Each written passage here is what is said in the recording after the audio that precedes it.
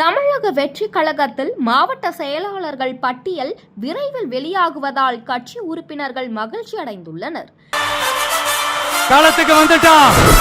நடிகர் விஜய் கடந்த ஆண்டு பிப்ரவரி 2ஆம் தேதி தமிழக வெற்றி கழகம் என்ற கட்சியை தொடங்கி அதிகாரப்பூர்வ அறிவிப்பை வெளியிட்டார். விக்கிரவாண்டியில் கடந்த அக்டோபர் மாதம் தமிழக வெற்றி கழகம் நடத்திய பிரம்மாண்டமான கட்சி மாநாடு தமிழக அரசியல் வட்டாரத்தில் பெரும் தாக்கத்தை ஏற்படுத்தியது. தமிழக வெற்றி கழகம் தொடங்கப்பட்டு ஓராண்டு நிறைவு பெற இருக்கும் நிலையில் கட்சிக்கு இதுவரை மாவட்ட செயலாளர்கள் நியமிக்கப்படவில்லை.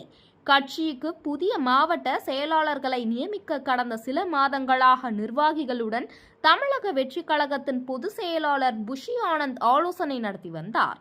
ஆனால் பனையூரில் உள்ள கட்சியின் தலைமை அலுவலகத்தில் நடந்த ஆலோசனை கூட்டத்தில் மாவட்டம் வாரியாக நிர்வாகிகளிடம் கருத்து கேட்கப்பட்டு தற்போது மாவட்ட செயலாளர்கள் பட்டியல் தயாரிக்கப்பட்டுள்ளது.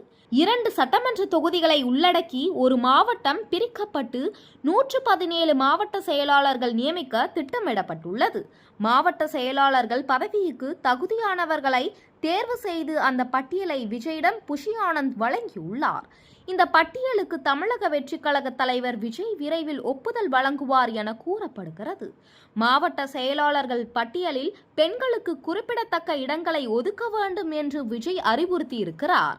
அதனைத் தொடர்ந்து கட்சியின் முதல் ஆண்டு தொடக்க விழா பொதுக்கூட்டத்தை சென்னையில் நடத்த விஜய் திட்டமிட்டுள்ளதாகவும் தகவல் வெளியாகி வருவதால் தமிழக வெற்றி கழகத்தின் உறுப்பினர்கள் குஷியில் உள்ளனர்.